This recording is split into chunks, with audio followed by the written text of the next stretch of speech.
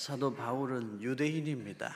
유대인인데도 태어나면서부터 로마 시민권을 가지고 있었습니다. 아마도 바울의 선조들이 로마의 포로로 끌려간 사람들인데 자유인으로 해방이 되면서 로마 시민권을 받게 된 것으로 학자들은 생각합니다. 그래서 바울은 태어나면서부터 이름이 두 개였습니다. 유대식 이름은 사울이고 로마식 이름은 바울입니다. 사울이 회심한 이후에 이름을 바울로 고쳤다, 그런 설명은 옳지 않습니다. 유대인이 회심하고서 히브리식 이름을 버린다는 건 말이 안 되죠. 로마식 이름을 가졌다, 말이 안 됩니다. 바울은 처음부터 두 개의 이름을 가지고 있었습니다. 이렇게 설명하는 경우가 많습니다. 사울이라는 이름은 교만한 이름이다. 그 뜻이 크다는 뜻이다. 그런데 사울이 예수님 만나고 나서 겸손한 이름으로 이름을 고쳤다. 바울은 겸손한 이름, 작다는 뜻이다. 작은 자라는 뜻이다. 예수님을 만나면 그렇게 바뀐다. 사울이 변하여 바울 되었다. 교만한 바울이 이름도 겸손하게 고치고 겸손한 바울로 변화되었다. 이렇게 설명하면 아주 은혜스럽죠. 그러나 사실은 그렇지 않습니다. 바르게 가르치고 바르게 믿는 것이 중요합니다. 사울이라고 하는 이름의 뜻은 구하다, 요청하다는 뜻을 가진 히브리어 동사 사알이라는 동사에서 왔는데요. 구하여진 사람, 기도해서 응답받은 사람, 요청하다, 간청되어진 사람, 이런 뜻을 가지고 있어요. 사울이라는 이름의 뜻은 크다는 뜻이 아닙니다. 유대인 사회에서는 히브리식 이름 사울을 사용했습니다. 로마식 이름 바울이라고 하는 이름을 이제 바울이 본격적으로 사용하게 된 것은 선교를 위해서입니다. 유대인이 아닌 비유대인과 동등한 입장에서 이방인들에게 복음 전하기 위하여 히브리식, 유대식 이름 사울이 아닌 로마식 이름 바울이라는 이름을 본격적으로 사용했습니다. 로마인들에게 복음 전하는 것이 너무나 중요했고 이방인들에게 복음 전하는 것이 바울의 꿈이요 소망이었기 때문에 로마식 이름 바울이라는 이름을 본격적으로 사용했습니다. 당시에 바울은 출세의 조건들을 다 가지고 있었어요. 히브리인 중에 히브리인, 바리새인 중에 바리새인, 거기다 가말리엘 문화생, 가말리엘이라는 큰 학자가 있었는데 거기서 공부했다는 건 오늘날 우리로 치면은 제일 좋은 학부, 대학에서 공부했다는 것과 같습니다. 거기다가 바울은 나면서부터 로마 시민권까지 가지고 있었기 때문에 출세의 요건들을 다 가지고 있었어요. 사회적 신분, 학문적 배경, 그리고 법적인 모든 권리, 아낌없이 모든 걸 다 가지고 있었던 사람이 사도 바울인데 로마서 1장에서 바울은 자신을 어떻게 소개하고 있습니까? 로마서 1장에 바울은 자신을 종으로 소개해요. 나는 둘로씁니다. 당시에 종은 사람 취급도 못 받는 존재였는데 자신을 종으로 소개해요. 이건 무슨 뜻일까요? 유대인이라는 사실보다 로마 시민권을 가지고 있는 사람이라는 사실보다 예수님을 만난 사람이라는 게 더 중요하다는 거예요. 그래서 기꺼이 예수 그리스도의 종으로 자신을 소개해요. 그리고 예수님을 만나 예수님의 종 된 것이 얼마나 기쁜 일인지 자기는 빚을 졌다고 말해요. 주님께도 빚을 졌지만 복음을 듣지 못한 사람들이 있어 나에게 그 복음 전하라고 주님이 나를 만나 주셨으니 나는 이방인들에게도 빚을 졌다. 그래서 로마 1장에서 바울은 자신을 예수 그리스도의 종으로 소개하고 빚진 자라고 소개해요. 예수님의 종이고 빚진 자인데 사도로 부르심을 받았다. 이렇게 로마서 1장에서 바울은 자신을 소개하는데, 로마서 1장의 핵심은 이겁니다. 유대인이냐 로마인이냐 이것이 중요한 것이 아니라는 거예요. 무엇이 중요하다는 거예요? 예수님을 그리스도로 만나는 것이 중요하다는 거예요. 그래서 바울은 자기가 유대인이고 로마 시민권자지만 그렇게 소개를 안 해요. 예수 그리스도의 종 바울, 빚진 자 바울, 하나님의 은혜로 사도로 부르심을 입은 자, 이렇게 로마서 1장에서 소개합니다. 로마서 2장은 무슨 말씀일까요? 로마서 2장은 하나님의 심판을 말씀해요. 근데 로마서 2장을 가만히 읽어보면 유대인들의 공분을 사기에 딱 좋은 말씀들을 로마서 2장에서 서술하고 있습니다. 하나님의 심판, 진리대로 심판, 행한 대로 심판, 무서운 공의의 심판인데, 그 무서운 하나님의 심판을 제일 먼저 받을 자가 누구라고요? 유대인이다.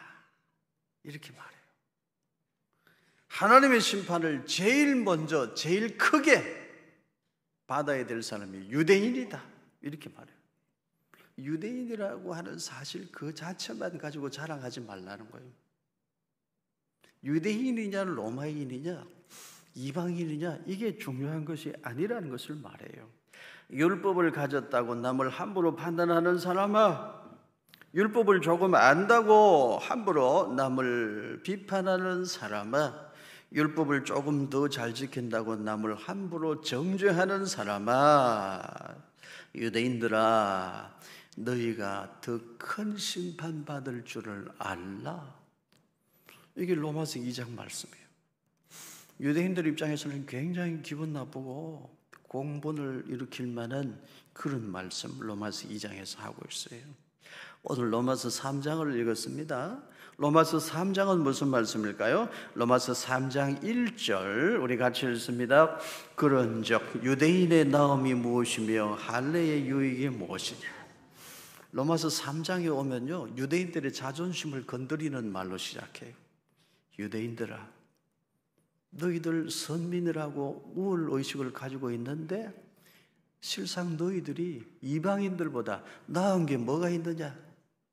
유대인들아, 너희 할례받은 할례 족속이라고, 구별된 족속들이라고 스스로 우월감에 빠져 있는데 너희들 실상 저 이방인들, 너희들이 비난하고 손가락질하는 이방인들보다 유대인들 너희가 나은 게 뭐가 있느냐. 이렇게 시작해요. 유대인들의 자존심을 건드리는 말씀으로 시작합니다. 로마서 3장 2절과 3절 같이 읽습니다. 범사에 많으니 우선은 그들이 하나님의 말씀을 맡았음이니라. 어떤 자들이 믿지 아니하였으면 어찌하리요? 그 믿지 아니함이 하나님의 믿으심을 배하겠느냐. 유대인들 중에도 하나님을 제대로 믿지 않는 사람들이 있지 않느냐? 유대인들이 선민이라고 우월의식을 갖고 할례받은 족속이라고, 우리는 탁월한 족속이라고 우월감에 빠져 있지만 유대인들 중에도 하나님 안 믿는 사람들 있지 않느냐. 그러면 하나님의 믿으심, 하나님의 신실하심을 못 믿는 게 되느냐? 아니지 않느냐. 유대인들이 하나님을 믿고 안 믿고 상관없이 하나님은 언제나 신실하신 분이시다. 그러니까 이게 또 뭐예요? 유대인이냐 로마인이냐 그게 중요하지 않다는 말씀을 바울은 지금 계속하고 있습니다. 믿고 의지할 분, 언제나 믿어도 되는 분은 여호와 하나님 한 분뿐이시다. 이렇게 바울은 계속 말씀을 이어갑니다. 로마서 3장 5절도 같이 읽겠습니다. 그러나 우리 불의가 하나님의 의를 드러나게 하면 무슨 말을 하리요? 내가 사람의 말하는 대로 말하노니 진노를 내리시는 하나님이 불의하시냐? 유대인들이 선민이라고 율법을 받은 족속이라고 자랑하지만 유대인들 중에도 불의한 자들이 있다. 그러면 공의의 하나님은 유대인들도 이방인들과 마찬가지로 심판하시지 않느냐? 그 하나님을 누가 나쁘다 할 수 있으리요? 하나님 앞에서는 유대인들이나 이방인들이나 동등하다는 거예요. 유대인이라고 자랑하지 말자. 유대인이냐 로마인이냐 이것이 중요하지 않다. 계속 그 이야기를 하고 있습니다. 로마서 3장 9절부터 12절까지 같이 읽습니다. 그러면 어떠하냐? 우리는 나으냐? 결코 아니라 유대인이나 헬라인이나 다 죄 아래 있다고 우리가 이미 선언하였느니라. 기록된 바 의인은 없나니 하나도 없으며 깨닫는 자도 없고 하나님을 찾는 자도 없고 다 치우쳐 함께 무익하게 되고 선을 행하는 자는 없나니 하나도 없도다. 유대인이나 헬라인이나 스스로 의롭게 될 수 없다는 것은 매 마찬가지다. 의인은 없나니 하나도 없다. 유대인도 그건 마찬가지지 않느냐? 유대인이라고 그것만 가지고 자랑하지 말자. 유대인이나 이방인이나 우리가 솔직히 우리를 자신을 아는데 우리가 다 죄 아래에 있지 아니하냐? 유대인이라고 이방인보다 더 나은 것이 없다. 그 말씀을 계속 반복적으로 선포하고 있습니다. 로마서 3장 21절과 22절 같이 읽습니다. 이제는 율법 외에 하나님의 한 의가 나타났으니 율법과 선지자들에게 증거를 받은 것이라. 곧 예수 그리스도를 믿음으로 말미암아 모든 믿는 자에게 미치는 하나님의 의인이 차별이 없느니라. 유대인이나 이방인이나 상관없이 모두가 다 율법 외에 하나님이 세우신 한 의, 거기에 집중해야 된다. 율법 외에 하나님이 만들어 세우신 그 의로 말미암아 모두 의롭게 되는 바, 유대인이나 헬라인이나 이방인이나 상관없이 율법 외에 하나님이 세우신 그 의를 바라보아야 합니다. 이렇게 말씀하죠. 그래서 바울은 여기서 드디어 율법과 복음을 이야기합니다. 율법과 복음의 차이를 설명을 해요. 여러분, 율법과 복음의 차이에 대해서는 여러분도 잘 이해를 해야 돼요. 메모하고 적으면서 공부하는 마음으로. 로마서 말씀은 공부할 게 많아요. 공부하는 마음으로 말씀을 계속 들으시기를 바랍니다. 율법은 뭐냐? 토라라고 해요. 율법, 토라는 가르침, 교훈, 계명이라는 뜻입니다. 그래서 율법을 큰 의미로는 하나님의 계명 전체를 말해요. 하나님 말씀, 하나님이 주신 계명과 율례와 법도 전체를 말해요. 율법 토라를 조금 좁히면 구약 성경의 처음 성경, 자막 계속 비춰줘요. 구약 성경의 처음 성경 모세오경을 말해요. 토라. 이 율법이라는 의미를 가장 좁혀서 사용하면 십계명을 가리킬 때도 있습니다. 율법은 하나님의 계명 전체를 말해요.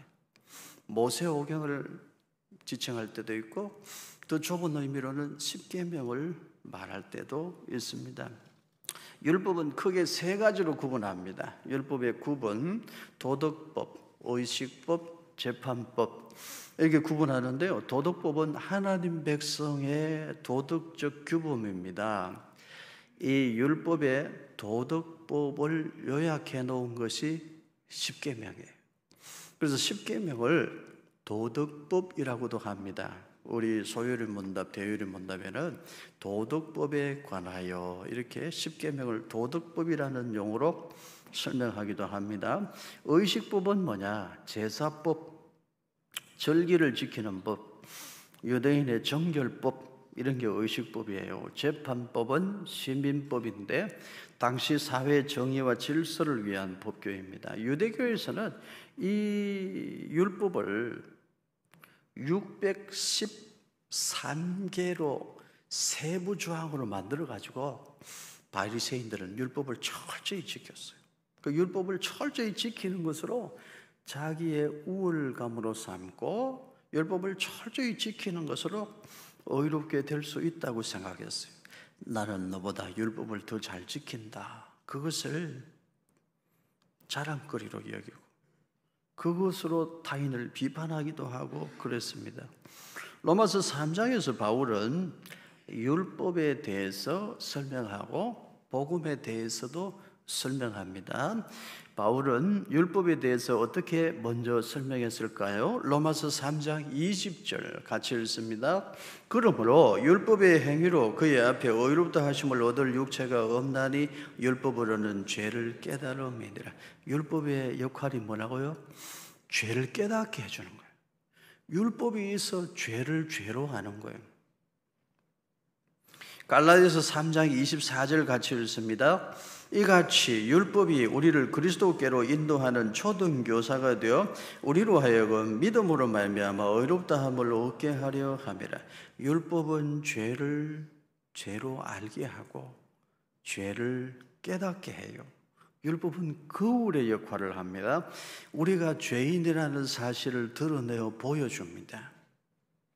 율법이 있어 죄를 죄로 알고 그 율법을 다 지킬 수 없는 우리는 죄인이라는 사실을 거울처럼 우리에게 보여주는 역할, 율법이 하는 역할이에요. 결국 율법은 우리가 구원자, 메시아를 필요로 한다는 사실을 가르쳐줘요. 율법은 우리를 하여금 메시아 앞으로 이끌어가는 역할을 해요. 이전 성경 한글 개역 성경은 여기 초등교사를 몽학 선생으로 이전 성경에는 번역을 했었습니다. 몽학 선생, 초등교사, 후견인이라는 뜻인데요. 어리석을 몽자예요. 배울 학자. 이제 어린아이가 태어나서 처음 사람의 도리를 가르쳐주고 어린아이가 태어나서 처음부터 인간이 되는 길을 가르쳐주는 가정교사를 몽학선생이라고 했는데 율법이 그런 역할을 한다는 것입니다. 사람이 죄를 지으면서 그게 죄라는 사실을 모르면 사람이 아니고 짐승과 같아요. 그걸 가르쳐주는 선생이 몽학선생인데 율법이 하는 역할이 그와 같다는 것입니다. 죄를 지으면서도 죄라는 사실을 모르고 그 죄를 즐기면 짐승과 다를 바가 없죠. 그래서 죄를 죄라고 알게 하는 것은 아주 기본적인 교육, 초등교육에 해당해요. 사실은 이 초등교육이 제일 중요합니다. 사람 때문에 교육, 초등교육이 가장 중요해요. 율법은 그와 같이 인간에게 아주 기본적인 것을 알게 하는 초등교사의 역할을 합니다. 그래서 율법은 선합니다. 율법은 매우 귀중하고 매우 소중한 것이고 율법은 하나님이 우리에게 주신 축복이에요. 짐승과 인간을 구분하는 그 구분점으로 하나님이 인간에게 율법을 주신 거예요. 율법은 매우 소중합니다.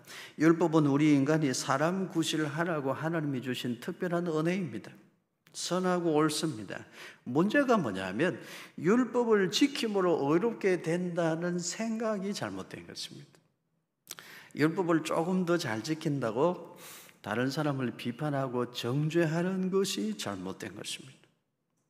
율법을 가지고 타인을 비판하는 수단으로 사용하는 것이 잘못입니다. 이제 로마서 3장 31절 우리 같이 읽습니다. 그런즉 우리가 믿음으로 말미암아 율법을 파기하느냐 그럴 수 없느니라. 도리어 율법을 굳게 세우느니라. 믿는 사람은 율법으로 구원받는 게 아니니까 율법은 안 지켜도 됩니까? 더 잘 지켜야죠. 율법은 인간됨의 기본을 가르쳐 주는 거예요. 특별히 도덕법 더 잘 지켜야 됩니다. 율법을 지키는 사람이 사람 구실을 하는 사람이에요. 교회 다니면서 다른 신을 섬기고 무당 찾아가서 점도 치고 우상 만들어서 섬기고 거기에 아무 생각 없이 절하고 하나님의 이름 망령되이 부르고 하나님의 이름으로 막 거짓 맹세도 하고 주일 지킬 줄도 모르고 놀러 다니고 부모 공경할 줄 모르고 부모 재산만 욕심내고 부모 섬길 줄은 모르고 미워하고 살인하고 간음하고 도둑질하고 거짓말을 쉽게 밥 먹듯이 하고 거짓 증거도 하고 이웃의 집을 탐내고 그런 사람은 사람 구실 못하는 사람, 초등교육이 잘못된 사람. 그래서 여러분, 우리는 율법을 더 잘 지켜야 돼요. 율법은 선한 겁니다. 율법 자체가 나쁜 게 아니에요. 율법은 사람과 짐승을 구분시켜주는 아주 귀하고 소중한 하나님이 인간에게 주신 축복입니다. 사실은 초등교육이 제일 중요한데 그 초등교육을 핵심적으로 요약해 놓은 것이 뭐냐? 십계명, 도덕법이요. 우리 예수님 믿는 사람 십계명 잘 지켜야 돼요. 구약의 계명이라고 십계명을 우습게 여기는 사람들이 있는데 절대 그렇지 않습니다. 계명을 잘 지켜야 돼요. 의식법은 예수님이 오셔서 십자가 지심으로 의식법은 완전히 이제 폐지가 됐어요. 예수님이 완성하셨으니까요. 이 재판법은 오늘 우리 시대에 재판법이 있으니까 거기에 따라도 되지만 도덕법, 십계명, 인간으로서의 기본 도리를 일러주는 이 십계명은 우리가 더 잘 지켜야 됩니다. 그렇다면 복음은 무엇인가? 로마서 3장 21절과 22절을 같이 읽습니다. 이제는 율법 외에 하나님의 한 의가 나타났으니 율법과 선지자들에게 증거를 받은 것이라. 곧 예수 그리스도를 믿음으로 말미암아 모든 믿는 자에게 미치는 하나님의 의인이 차별이 없느니라. 거기 로마서 3장 21절에요. 율법 외에 하나님의 한 의가 나타났으니 거기 밑줄을 긋고 복음이라고 적어 놓으시기를 바라요. 복음은 뭐예요? 율법 외에 모든 믿는 자에게 미치는 차별이 없는 하나님의 의, 율법 외에 하나님이 예비해 주신 행함이 아닌 믿음으로 구원받는 의, 그게 복음이에요. 율법은 초등교사의 역할을 합니다. 율법은 죄를 죄로 알게 하죠. 그런데 죄로 타락한 인간은 율법의 요구를 다 충족할 수가 없어요. 율법의 기능 중에 하나는 우리가 죄인이라는 사실을 적나라하게 드러내어 보여주는 거울의 역할을 해요. 우리가 다 죄인이잖아요. 우리가 율법을 지켜 의롭다함을 받을 수는 없어요. 그만큼 우리는 전적으로 타락한 존재입니다. 그래서 하나님께서 인간을 버리실 수 없었어. 전적으로 타락해버린 인간을 구원하시기 위하여 율법 외에 하나님이 준비하신 한 의가 있어요.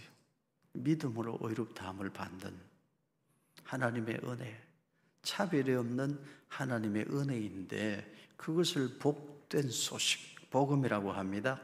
칼빈은 그의 기독교 강요 2권 6장 2절에 이렇게 설명합니다. 우리 한번 읽어보십시다. 구약의 신자들은 율법이 명령한 희생 제물들을 통하여 오직 그리스도가 성취하신 속죄 외에는 다른 어디에서도 구원을 찾을 수 없다는 사실을 분명하고도 공공연하게 배웠다. 기독교 강요 2권 7장 1절에는 이렇게 서술합니다. 우리 같이 읽습니다. 율법은 그 자체 안에 구약 백성을 제한시키려는 것이 아니라 그리스도 안에 있는 소망을 그가 오실 때까지 함양시키려고 부여되었다. 율법은 우리를 어디로 이끌어가요? 예수님 앞으로 이끌어가요. 할 수 없는 죄인이라는 것을 깨닫고 하나님의 은혜가 필요한 존재라는 사실을 인정하고 우리를 구원해 주실 메시아를 바라보게 하는 것, 그게 율법이 하는 일이에요. 자, 복음에 대해서 조금 설명합니다. 창세기에 보면 하나님께서 아브라함을 부르세요. 아브라함의 나이 100세가 되어서야 아들을 주시는데 누구죠? 이삭입니다. 하나님이 주신 아들이라는 뜻이에요. 근데 하나님께서 그 이삭을 모리아 산으로 데리고 가서 번제의 제물로 바치라고 말해요. 말이 안 되는 말이잖아요. 성경에 그런 말씀이 기록되어 있어요. 모리아 산으로 데리고 가는데 이삭이 말해요. 아버지, 우리 번제 제사 드리러 가는 건 맞죠? 그런데 어린 양은 어디 있습니까? 번제도에 사용할 나무도 있고 여기 불도 있고 다 있는데 어린 양이 없네요. 진짜 중요한 어린 양이 없네요. 이삭이 아버지 아브라함한테 질문할 때 아브라함이 무슨 말을 했습니까? 하나님이 친히 준비하시리라. 여러분, 그게 구약의 핵심 메시지요. 하나님이 친히 어린 양을 준비하신다. 그게 구약의 핵심이에요. 그래서 구약은 이 세상에 오실 예수님을 말씀해요. 구약도 복음입니다. 성막도 복음이고 구약의 율법만 있는 게 아니에요. 구약의 복음, 곳곳에 복음이 있어요. 구약 성경을 꼭 눌러도 다 예수님의 피가 흘러요. 출애굽기에 보면 이스라엘 백성들이 애굽 땅에 가서 처음 30년은 요셉 덕분에 고센 땅에서 편안히 살지만 400년은 노예살이 하잖아요. 430년이 되어서 하나님께서 이스라엘 백성들 불쌍히 여겨 이스라엘 백성들을 애굽에서 내보내셔요. 그때 지도자가 누구죠? 모세입니다. 모세가 하나님의 지팡이를 손에 잡고 애굽의 파라오를 찾아가는데 애굽의 파라오가 이스라엘 백성들을 쉽게 보내주지 않아요. 그래서 애굽 땅에 10가지 재앙을 내립니다. 마지막 재앙이 뭐였습니까? 죽음 재앙이에요. 장자의 죽음 재앙. 그런데 그 장자의 죽음의 재앙을 피하는 길이 하나가 있어요. 뭐였습니까? 어린 양의 피를 집 인방 본설주의 바로면 그 피를 보고 죽음의 재앙이 유월해 넘어가요. 유월절입니다. 죽음의 권세가 왕노릇하지 못하는 비밀은 뭐예요? 어린 양의 피에 있어요.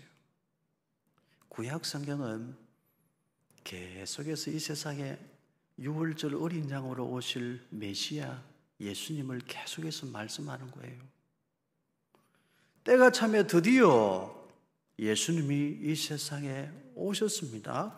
세례 요한이 예수님을 알아보고 성령에 감동하심으로 세례 요한이 예수님을 보고 선포하고 선언해요. 증거합니다. 무슨 말을 했을까요? 요한복음 1장 29절을 보세요. 같이 읽습니다. 이튿날 요한이 예수께서 자기에게 나오심을 보고 이르되 보라 세상 죄를 지고 가는 하나님의 어린 양이로다. 아브라함이 모리아산에서 이삭을 제물로 바치려 할 때 하나님 말씀했어요. 하나님이 친히 준비하신다. 실제로 수양 한 마리로 이삭을 대신하여 제사를 드렸잖아요. 이스라엘 백성들이 애굽에서 나올 때 어린 양의 피가 있으면 사망 권세가 왕노릇하지 못해요. 그 유월절 어린 양으로 오신 분이 누구십니까? 예수님. 그 이름 이예수, 구원자 메시아, 바로 그분이라는 거예요. 그래서 이름은 고유명사니까 천한 만민이 구원 얻을 이름은 하나, 예수. 그 이름밖에 없어요. 예수 그분이 메시아, 바로 그분이십니다. Jesus is the Christ. 예수님이 그리스도이십니다. 그래서 신앙 고백을 딱 요약하면 예수 그리스도입니다. 그 예수 그리스도가 복음입니다. 세례 요한이 예수님을 보고 증언했습니다. 보라 세상 죄를 지고 가는 하나님의 어린 양이로다. 예수님은 구약 성경에 예언한 유월절 어린 양 바로 그분이셨어요. 실제로 이 세상에 오신 예수님은 예수님의 모든 시간표를 유월절에 다 맞춰 놓고 사셨어요. 아직 때가 아니다. 아직 나를 드러내면 안 된다. 예수님의 시간표는 유월절에 딱 맞춰 놓고 계셨어요. 유월절에 대속의 제물로 예수님 당신을 십자가에 매달아 인류의 죄짐을 지시고 죽으셨어요. 그 보혈의 피값으로 우리를 사하시고 다 이루었다 하실 때에 성소에 휘장이 찢어졌어요. 지성소로 가는 길이 열린 거예요. 그게 복음이에요. 예수님 보혈의 공로로 하나님 앞으로 가는 길이 열린 거예요. 그것이 복음입니다. 마태복음 26장 2절 같이 읽습니다. 너희가 아는 바와 같이 이틀이 지나면 유월절이라 인자가 십자가에 못 박히기 위하여 팔리리라 하시더라.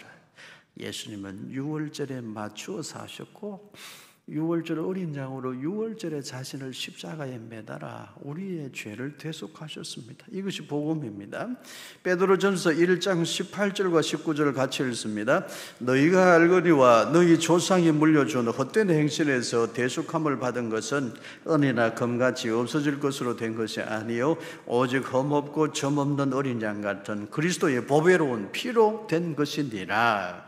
로마서 3장 23절과 24절도 같이 읽습니다. 모든 사람이 죄를 범하였음에 하나님의 영광에 이르지 못하더니 그리스도 예수 안에 있는 속량으로 말미암아 하나님의 은혜로 값없이 의롭다 하심을 얻은 자 되었느니라. 율법을 행함으로 의롭다함을 받을 수 있는 사람이 아무도 없어요.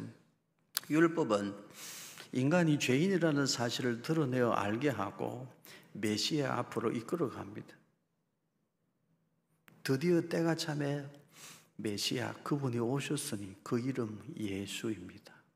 그분은 유월절 어린 양이 되셔서 십자가에 달려 죽으심으로 우리의 죄를 단번에 속량하셨습니다. 그 은혜를 은혜 위에 은혜라고 하는 거예요. 그 은혜는 은혜 위의 은혜예요. 그게 복음이에요. 이제 율법과 복음을 정리합니다. 율법은 죄를 깨닫게 합니다. 율법은 죄를 죄로 알게 하죠. 율법은 거울의 역할을 해서 우리가 죄인이라는 사실을 드러내어 보여줍니다. 메시아를 필요로 하는 존재라는 걸 깨닫게 하죠. 메시아 앞으로 우리를 이끌어가는 역할을 합니다. 그래서 율법은 선하고 소중합니다. 그 선한 율법은 우리가 잘 지켜야 돼요. 의식법은 예수님 십자가 사역으로 완성되었고 폐지되었지만, 재판법은 이 시대의 법이 있지만 도덕법, 십계명은 더 잘 지켜야 돼요. 이 사람 구실하게 만들고 예수님 앞에, 하나님 앞에 바르게 서게 하는 역할이 십계명, 도덕법이에요. 하나님 은혜로 구원받은 사람은 이 십계명, 도덕법이 소중한 걸 알고 더 잘 지켜야 돼요. 복음은 복된 소식입니다. 율법 외에 하나님의 은혜로 준비하신 한 의가 예수 그리스도를 믿음으로 의롭게 되는 것인데, 그것이 복음입니다. 성도 여러분, 우리는 율법으로 인해 죄인이라는 사실을 알고 고백하게 되었습니다. 율법의 거울에 비추어 우리가 죄인이라는 사실을 보고 깨달았습니다. 사람이 죄를 지으면서도 그것이 죄라는 사실을 모르면 짐승과 다를 바 없어요. 그래서 하나님이 우리에게 율법을 주셨는데 그것은 우리 인간을 특별히 짐승과 구별해내시는 특별한 은혜입니다. 하나님 백성은 율법을 더 잘 지켜야 돼요. 십계명 지킬 줄 모르는 사람은 사람 구실 안 하는 것과 같고 하나님 앞에 얼굴을 들 수 없는 존재가 되는 것입니다. 그런데 우리가 율법을 완전하게 지킬 수는 없죠. 그래서 예수님이 이 세상에 오셔서 우리의 죄값을 다 치르시고 우리의 죄를 단번에 대속해 주셨습니다. 우리는 타락한 존재이기에 우리 스스로는 율법을 충족할 수가 없어요. 그래서 예수님이 오셔서 그 보혈의 피값으로 우리가 충족할 수 없는 율법의 요구를 예수님이 충족해 주셨습니다. 이 하나님께서 우리를 구원하시기 위하여 예비하신 구원의 의라는 거예요. 우리는 그 구원의 은총 속에 있는 하나님의 사람들인 줄로 믿습니다. 이제 결론입니다. 이것을 기억하십시오. 예수님은 율법을 폐하러 오신 분이 아닙니다. 율법을 충족하러 오신 분입니다. 그래서 예수님은 십자가 고난을 다 당하셨습니다. 율법은 나쁜 게 아니에요. 율법은 하나님 백성을 세상 사람들과 구분시켜주는 소중한 하나님의 은혜예요. 율법, 특별히 우리는 십계명을 잘 지켜야 됩니다. 다만 우리는 예수님의 제자이기에 예수님의 방식을 따라야 돼요. 예수님은 율법의 냉정한 요구는 예수님 자신이 담당하셨어요. 그리고 우리에게는 율법의 잣대가 아닌 복음의 넉넉한 사랑의 잣대로 우리를 청량하여 의롭다 하십니다. 예수님의 방식으로 배워야 돼요. 율법의 냉랭한 잣대는 누구에게 적용해야 될까요? 나에게. 복음의 넉넉한 사랑의 잣대는 누구에게 적용해야 되죠? 이웃에게. 이게 예수님 방식이에요. 많은 사람들은 반대로 해요. 율법주의자들은 반대로 하죠. 율법의 냉랭한 잣대로 타인을 청량해요. 그건 바리새인의 영성입니다. 예수님의 마음이 아니에요. 바리새인의 영성과 생각과 방식은 버리세요.